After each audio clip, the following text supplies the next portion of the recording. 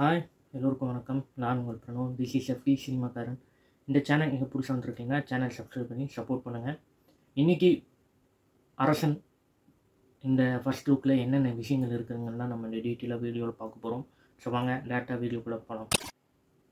First of all எஸ்டிஆரும் வெற்றிமாறனும் join பண்ணுறாங்க அப்படின்னு சொல்லும் போது ரொம்ப எக்ஸைட்மெண்ட்டாக இருந்துச்சு. ஏன்னா அவங்க ரெண்டு பேர் காம்போ எப்போ வருங்கிறது பர்சனலாக நான் ரொம்ப வெயிட் பண்ணிகிட்டு இருந்தேன்.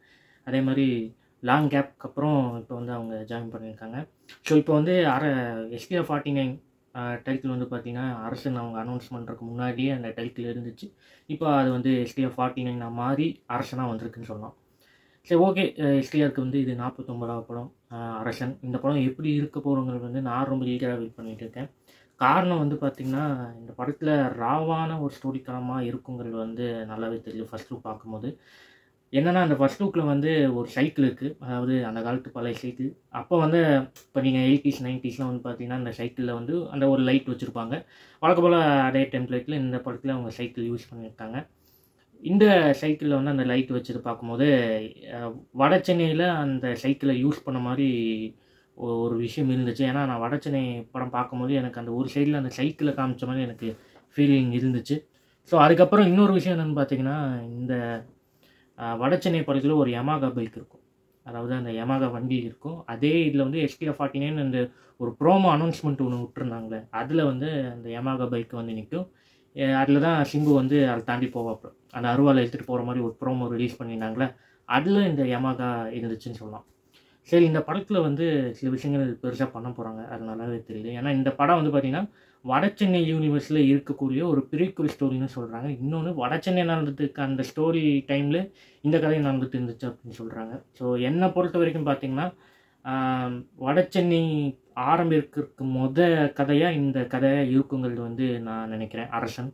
ஏன்னா அரசன் டைட்டில் ரொம்ப சூப்பராக இருந்துச்சு. ஏன்னா எனக்கு பர்சனலாகவே ரொம்ப பிடிச்சிருச்சு அந்த டைட்டில். ஏன்னா சிம்பு சாரோட டைட்டில் அதே தான், சிலம்பரசன். அவர் பேரும் அதே தான், சிலம்பரசன்.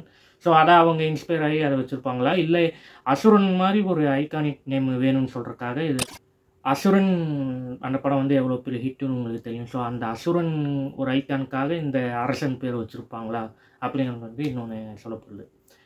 இந்த படத்தில் சிம்புவுக்கு பேராக யார் நடிப்பாங்க அப்படின்னு கேட்டிங்கன்னா எல்லாருமே சொல்கிறக்கூடிய ஒரு விஷயம் என்னென்னா 3 பேர் சொல்லியிருந்தாங்க. அதில் சமந்தா, சாய் பல்லவி, கீர்த்தி சுரேஷ், இவங்க 3 பேர்த்துக்கிட்ட மூவி டிஸ்கஷன் பண்ணிகிட்டு இருக்காங்க, மூவி டைம். ஸோ இதில் ஃபஸ்ட்டு சொல்கிறாங்க என்னென்னா சமந்தா இந்த படத்தில் நடிக்கிறதுக்கு சான்ஸ் இருக்குதுன்னு சொல்லியிருக்காங்க. ஆனால் அது அஃபிஷியலாக இன்னும் கன்ஃபார்ம் பண்ணல. பட் ஒரு கெஸ்ஸாக சொல்லிட்டு இருக்காங்க. சமந்தா இந்த படத்தில் நடித்தா நல்லாயிருக்குமா, இல்லை கீர்த்தி சுரேஷ் நடித்தா நல்லாயிருக்குமா, இல்லை சாய் பல்லவி நடித்தா ரொம்ப நல்லாயிருக்குமா அப்படிங்கிறது எல்லாருமே இப்போ பேசிகிட்டு இருக்காங்க. என்னை பொறுத்த வரைக்கும் பார்த்தீங்கன்னா சமந்தா இந்த கதைக்கு செட் ஆவாங்களா அப்படிங்கிறது ஒரு பக்கம் இருந்தாலும், ஏன்னா எப்போவுமே வெற்றிமாறன் படங்களில் நீங்கள் பார்த்தீங்கன்னா அவங்க மேக்கப்பே இருக்காது. அவங்க யதார்த்தமான ஒரு மூஞ்சி, அந்த மேக்கப் இல்லாத மாதிரி சிம்பிளாக அவங்க இருக்கணும்னு தான் எப்போவுமே வெற்றிமாறன் படங்கள் எல்லா ஹீரோயின்ஸ் நீங்கள் பார்த்துருப்பீங்க. ஸோ அவரோட படங்கள் எல்லாமே நீங்கள் எடுத்துக்கிட்டிங்கன்னா 90s இல்லைன்னா 90s கிட்ட இருக்கிற ஒரு கதைக்களமாக தான் அவர் எப்போவுமே ப்ரெசென்ட் பண்ணுவாங்க. ஃபார் எக்ஸாம்பிள் வடச்சென்னையாக இருக்கட்டும், அசுரனாக இருக்கட்டும், இப்போ விடுதலை 1, 2 இது 2 நீங்கள் எடுத்துட்டிங்கன்னா கூட அந்த 90ஸில் நடக்கக்கூடிய ஒரு கதைக்களமாக தான் அவர் எப்போவுமே ப்ரெசென்ட் பண்ணுவாப்புல. அந்த விதத்தில் இந்த படமும் ஒரு 90ஸில் நடக்கக்கூடிய ஒரு கதைக்களமாக தான் இருக்கும்னு நினைக்கிறேன். இந்த படத்தில் சமுத்திரகனி, கிஷோர், அதுக்கப்புறம் நெல்சன் இந்த படத்தில் நடிக்கிறார் அப்படின்னு சொல்கிறாங்க. ஆனால் எந்த விதத்தில் உண்மைன்னு தெரியல. ஆனால் அவரோட பேரும் இந்த லிஸ்ட்டில் அடிப்படுது. இன்னொரு விஷயம் பார்த்தீங்கன்னா எஸ்டிஆர் இந்த ஷூட்டிங் ஆரம்பிக்கிறதுக்கு முன்னாடி ஒரு போஸ்டர் அவங்க ரிலீஸ் பண்ணியிருந்தாங்க. அதில் எஸ்டிஆர் சட்டை லுங்கியில் இருக்கிற மாதிரியும், அதுக்கு பக்கத்தில் நெல்சன் அப்படியே குறை பிடிச்சி நிற்கிற மாதிரியும், வெற்றிமாறன் தான் அவங்க 2 பேர்த்துக்கிட்ட எக்ஸ்பிளைன் பண்ணுற மாதிரி ஒரு ஸ்டில் அவங்க ரிலீஸ் பண்ணியிருந்தாங்க. அப்போவே எனக்கு புரிஞ்சிச்சு, சரி ப்ரோமோக்கு மட்டும் அவர் ஏதாவது வந்திருப்பாப்புல அப்படின்னு நினச்சா அங்கே தான் ஒரு ட்விஸ்ட்டு. ஏன்னா நெல்சன் இந்த படத்துக்குள்ளே நடிக்க போகிறாப்புங்க அப்படின்னு சொல்கிறாங்க. ஸோ இது எந்த விதத்தில் உண்மைன்னு தெரியல. ஸோ நம்ம வெயிட் பண்ணி பார்ப்போம். நெல்சனுக்கான ஒரு போர்ஷன்ஸ் இல்லைனா ஏதோ ஒரு மேக்கிங் வீடியோலும் சரி, இல்லைனா அவருக்கான ஒரு தனி போஸ்டர் ரிலீஸ் பண்ணுறதுக்கு வாய்ப்புகள் அதிகமாக இருக்குதுன்னு நினைக்கிறேன். அதே மாதிரி இந்த படத்துக்கு மியூசிக் பார்த்திங்கன்னா எப்போவுமே வெற்றிமாறன் ஜிவி பிரகாஷ் தான் எப்போவுமே அவங்க மியூசிக் எல்லா படத்துலையும் போட்டிருக்காப்புல. நீங்கள் பொல்லாதவன், நீங்கள் அவரோட ஃபஸ்ட்டு படம் வெற்றிமாறன் ஃபஸ்ட்டு படமே ஜிவி பிரகாஷ் மியூசிக்கில் தான் இருக்குது. பொல்லாதவன், அதுக்கப்புறம் அசுரன், அப்புறம் ஆடுகளம், இந்த மாதிரி அவர் கூட ட்ராவல் பண்ணியிருக்காப்புல. இன்னொரு விஷயம் என்னென்னா, இந்த படத்துக்குள்ளே அனிருத் வர்றதுக்கு சான்ஸ் இருக்குது அப்படின்னு சொல்கிறாங்க. இது எந்த அளவுக்கு உண்மைன்னு தெரியல. ஆனால் இதில் வந்து சிம்பு ரெஃபர்ஸ் பண்ண மாதிரி அப்படின்னு காமிக்கிறாங்க. ஒரு ஒரு விஷயம் சொல்லப்படுது. சிம்பு வந்து ஸ்பான்சர் பண்ணுறாப்புல, அதாவது அனிருத்தை எப்படியாவது உள்ளே கொண்டு வந்துறவங்க வந்து அவர் நினைக்கிறாப்புல. ஏன்னா சிம்பு வந்து எப்போவுமே இப்போ ஜிவி பிரகாஷ்குள்ளேயே அவர் இன்னொரு டைம் ஒர்க் பண்ண அப்படின்னா ரொம்பவே நல்லாயிருக்கும். ஏன்னா காலைன்னு ஒரு படம், அவங்க அந்த ஒரு படத்தில் மட்டும்தான் அவங்க ஒர்க் பண்ணியிருப்பாங்க, எஸ்டிஆரும் ஜிவி பிரகாஷும்.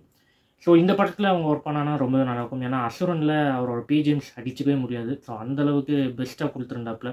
அந்த வா அசுர வா அந்த ஒரு பிஜிஎம் அவர் கொடுத்துருப்பாப்புல, அது செம்மையாக இருக்கும். அந்த ஹீரோவோட எலிவேஷனுக்கும் அது வந்து அந்த இது வச்சுருப்பாங்க. இன்னொன்று வந்து ஃபைட் சீனுக்கும் அந்த பிஜிஎம் அவங்க யூஸ் பண்ணுவாங்க. அப்படி அந்த மியூசிக் வரும்ல, அது ரொம்ப ஐகானிக்காக இருந்துச்சு. ஸோ அசுரனில் வந்து நிறைய விஷயங்கள் சூப்பராகவே அது பிஜிஎம்ஸ்லையும் நல்லாவே பண்ணியிருந்தாப்ப. இந்த அரசன் படத்தில் அவர் ஒர்க் பண்ண எனக்கு ரொம்பவே நல்லாயிருக்கும்னு நினைக்கிறேன். ஏன்னா பர்சனலாக எனக்கு அப்படி தான் தோணுச்சு. ஏன்னா அரசனில் வந்து ஜிவி பிரகாஷை மியூசிக்காக அவங்க கன்ஃபார்ம் பண்ணிட்டாங்கன்னா ரொம்பவே நல்லாயிருக்கும். ஸோ அனிருத்தை வந்து எதுக்கு இந்த ப்ராஜெக்ட்குள்ளே கொண்டு வந்துருக்காங்கன்னு தெரியல. ஆனால் இன்னும் கன்ஃபார்ம் ஆகலை. ஸோ இது வந்து ரூமர்ஸாக சொல்லப்படுது. ஸோ அனிருத் வந்து இந்த ப்ராஜெக்டில் வரப்போகிறோம் அப்படிங்கிறது வந்து ரூமர்ஸாக கிளம்பிட்டு இருக்கு. எப்போவுமே வெற்றிமாறன் வந்து அவர் ஒன்று இளையராஜா கிட்ட ஒர்க் பண்ணுவாப்புல, இல்லைன்னா ஜிவி பிரகாஷ் கிட்ட ஒர்க் பண்ணுவாப்புல. இந்த டைம் அனிருத்துக்கிட்ட ஏன் அப்படிங்கிறது வந்து எல்லா கேள்வியும் கேட்குறாங்க. ஆனால் சிம்பு வந்து அனிருத்துக்குள்ளே ஒர்க் பண்ணுங்கிறது வந்து சொல்கிறாப்புங்கிறது வந்து ரூமர்ஸ் கிளம்பிட்டு இருக்கு. ஸோ எனக்கு தெரிஞ்ச வரைக்கும் இது கொஞ்சம் நல்ல டிஃப்ரெண்ட்டாக இருக்கும்ல அனிருத் வெற்றிமாறன். ஏன்னா வெற்றிமாறன் வந்து எப்போவுமே ஒரு கதைக்கு வந்து அதை எக்ஸ்பிளைன் பண்ணுற விதமும் சரி, சொல்கிற விஷயங்கள் சரி, எல்லாமே நல்லாயிருக்கும். ஸோ அவர் ஜிவி பிரகாஷ் கிட்ட வந்து இந்த மாதிரி எனக்கு இது வேணும் அப்படிங்கிறது வந்து அவர் எப்போவுமே சொல்லுவாப்புல. ஏன்னா வெற்றிமாறன் வந்து பார்த்திங்கன்னா அவருக்கு மியூசிக்கில் என்னென்ன விஷயங்கள் தேவைப்படுமோ அது ஜிவி பிரகாஷ் கிட்ட கேட்பாப்புல. ஒரு டிஸ்கஷன் மாதிரி எப்போவுமே ஜிவி பிரகாஷ் கிட்ட வச்சுட்டு பார்ப்பேன். ஆனால் அனிருத் வந்து பார்த்திங்கன்னா அவர் நினச்சதை அவரோட ஸ்டைலே பண்ணக்கூடிய ஒரு மியூசிக் டைரக்டர் அனிருத். ஸோ இது வந்து எப்படி சிங்க் ஆகும், எப்படி ஒத்து போகும் அப்படிங்கிறது வந்து எல்லாருமே கேட்குறாங்க. ஸோ எனக்கு தெரிஞ்ச வரைக்கும் ஜிவி பிரகாஷ் ஒர்க் பண்ணால் ரொம்பவே நல்லாயிருக்கும். ஏன்னா அவர் அசுரனில் போட்ட அந்த பிஜிஎம்ஸாக இருக்கட்டும் சரி, சாங்ஸாக இருக்கட்டும் சரி, எல்லாமே சூப்பராகவே இருக்கும். ஸோ இந்த படத்துக்கும் ஒர்க் பண்ணால் அப்படின்னா ரொம்பவே நல்லாயிருக்கும். இன்னொன்று, இந்த படத்தில் ஃபீமேல் லீடாக நடிக்கிறதுக்கு எனக்கு தெரிஞ்ச வரைக்கும் ஒன்று கீர்த்தி சுரேஷ் நடிக்கலாம், இல்லைன்னா சமந்தா நடிக்கலாம். சமந்தா நடித்தா ரொம்பவே நல்லாயிருக்கும். ஏன்னா எஸ்டிஆர் சமந்தா பேர் வந்து கொஞ்சம் சூப்பராகவே இருக்கும். கீர்த்தி சுரேஷும் எஸ்டிஆர் பேரும் நல்லா தான் இருக்கும். ஆனால் என்னை பொறுத்த வரைக்கும் சமந்தா நடித்தா ரொம்பவே நல்லாயிருக்கும். இந்த படத்தில் வந்து வில்லனாக யார் நடிக்கலாம் அப்படிங்கிறது வந்து இப்போது ஒரு சீக்கிரட்டாக வச்சுருக்காங்க. ஆனால் வில்லன் இன்னும் யாருன்னு சொல்லலை. யாரை நடிக்க போகிறாங்க இந்த படத்தில், எஸ்டிஆருக்கு வில்லனா யார் நடிக்க போகிறாங்க அப்படிங்கிறது இன்னும் ஒரு அஃபிஷியல் கன்ஃபார்ம் எதுவுமே வரல. ஸோ அடுத்தது வந்து இந்த வர அக்டோபர் 18 இந்த படத்துக்கான ஷூட்டிங் போக போகிறாங்கன்னு வந்து ஒரு நியூஸ் வந்திருக்கு. ஸோ இதுவும் எனக்கு தெரிஞ்ச வரைக்கும் கன்ஃபார்ம் நியூஸ் தான். ஸோ அதுக்கான அனௌன்ஸ்மெண்ட்டும் ஒரு வீடியோ போட்டு கன்ஃபார்ம் பண்ணுறதுக்கு வாய்ப்புகள் அதிகமாக இருக்குது. இன்னொன்று, இந்த அரசன் ப்ரோமோ வந்து அவங்க ரெடி ஆகிடுச்சுன்னு சொல்லியிருக்காங்க. இப்போ வீரன் அவார்ட்ஸில் வந்து வெற்றிமாறனே சொல்லியிருக்காப்புல. ஸோ நாங்களும் இப்போ வந்து நிறைய டிஸ்கஷன் பண்ணிகிட்ருக்கோம். இந்த ப்ரோமோக்கான ரிலீஸ் டேட்டும் நாங்கள் வந்து சில விஷயங்கள் டிஸ்கஷன் பண்ணிகிட்ருக்கோம். அதே மாதிரி எஸ்டிஆர் ஒரு விஷயம் சொல்லியிருந்தாப்புல. அது என்னென்னு பார்த்தீங்கன்னா, அவர் கூட நான் வந்து ஃபஸ்ட் டைம் ஜாயின் பண்ணுறேன், இந்த படத்துக்கான அப்டேட் வந்து நீங்கள் வெற்றிமாறன்கிட்ட கேளுங்க அப்படின்னு சொல்லியிருக்காப்புல. ஸோ வெற்றிமாறன் வந்து பார்த்திங்கன்னா, இருங்க வரும், பொறுமையாக இருங்க, ப்ரோமோ கரெக்டான நேரத்தில் ஷார்ப்பாக வந்துடும் அப்படின்னு சொல்லியிருக்காப்புல. ஸோ வெயிட் பண்ணி பார்ப்போம். இந்த ஃபஸ்ட் லுக் பொறுத்த வரைக்கும் எஸ்டிஆர் கையில் வந்து ஒரு கத்தி இருக்குது. அதே மாதிரி அவர் கையை சைக்கிள் மேலே கை வச்சுட்டு இருக்காப்புல. ஸோ எனக்கு தெரிஞ்ச வரைக்கும் அவர் சம்பவம் பண்ண போகிறப்போ அந்த சைக்கிளே போய் சம்பவம் பண்ணுற மாதிரி தான் இருக்கும்னு நினைக்கிறேன். அப்புறம் அந்த கத்தியில் வந்து ஃபுல் ரத்தம், அப்புறம் அவர் 2 கையிலையும் ஃபுல் ரத்தமாக இருக்குது. ஆனால் முடிஞ்ச வரைக்கும் அவரோட முகத்தை வந்து எந்த விஷயத்துலையும் அவங்க ரிவீல் பண்ணலை. ஆனால் இப்போ அவர் ஒரு கோயிலுக்கு போயிட்டு இருக்காப்புல, அங்கே வந்து அவரோட லுக்கை அவங்க பார்த்துருக்காங்க. ஸோ அதுதான் இந்த ஆண்கள் வந்து எல்லாருமே சொல்கிறாங்க. ஸோ எனக்கு தெரிஞ்ச வரைக்கும் அந்த லுக்கு தான் இந்த அரசனில் இருக்கும்னு நினைக்கிறேன். அரசனில் வந்து அவர் 2 கெட்டப்பில் நடிக்கிற மாதிரி காமிச்சிருக்காங்க. ஒன்று வந்து யங்ஸ்டர் வெர்ஷன், அதாவது 25 வயசில் எப்படி இருப்பாங்க. இப்போ நீங்கள் வட சென்னையில் வந்து தனுஷர் வந்து ஃபுல் ஷேவிங் பண்ணியிருப்பாப்புல, மீசை எடுத்துகிட்டு இங்கே ஃபங்க்கெல்லாம் வச்சுருப்பாப்புல. அதே ஸ்டைலில் வந்து இந்த அரசன் படத்துலேயும் ஒரு பண்ணியிருக்காப்புல அப்படின்னு சொல்கிறாங்க. இன்னொரு கெட்டப் வந்து பார்த்திங்கன்னா, அந்த 40 ஏஜ் இருக்கக்கூடிய ஒரு ஆளுங்க இருப்பாங்களே, அதாவது 40 வயசு இருக்கக்கூடிய ஆள், இப்போ நீங்கள் வந்து ஃபார் எக்ஸாம்பிள் 10 தலை படத்தில் பார்த்துருப்பீங்களே, அதில் வந்து எஸ்டிஆர் ஒரு லுக் எப்படி இருக்கும், அந்த லுக் வந்து அவரோட 40 வயசில் அவரோட லுக் எப்படி இருக்கும், அந்த மாதிரி தான் இந்த 2 லுக்லேயும் இந்த அரசன் படத்தில் வரப்போகிறாப்புங்க அப்படின்னு சொல்லியிருக்காங்க வெற்றிமாறன். முடிஞ்ச வரைக்கும் இந்த படம் வந்து அவங்க எந்த ஒரு விஷயத்தையும் அவங்க எப்படி சொல்லணும்னா ஒரு சீக்ரெட்டாக அவங்க வச்சுருக்காங்க.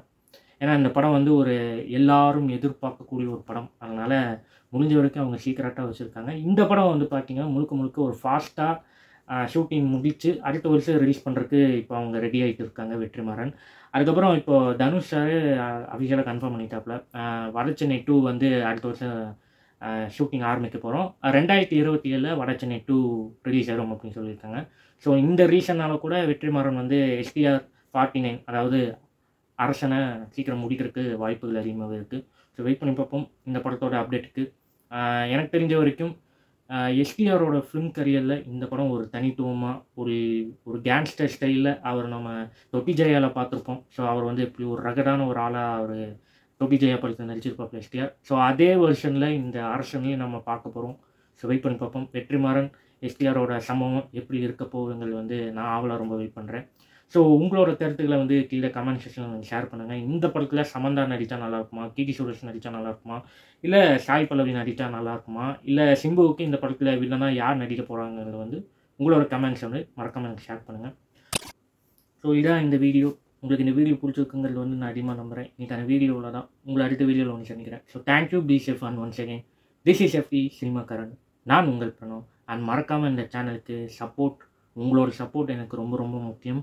உங்களோட சப்ஸ்கிரைபரும் எனக்கு ரொம்ப ரொம்ப முக்கியம். தொடர்ந்து இந்த சேனலுக்கு உங்களோட சப்ஸ்கிரைப், உங்களோட சப்போர்ட் எனக்கு ரொம்ப ரொம்ப முக்கியம். அதை தொடர்ந்து கொடுத்துக்கிட்டே இருங்க.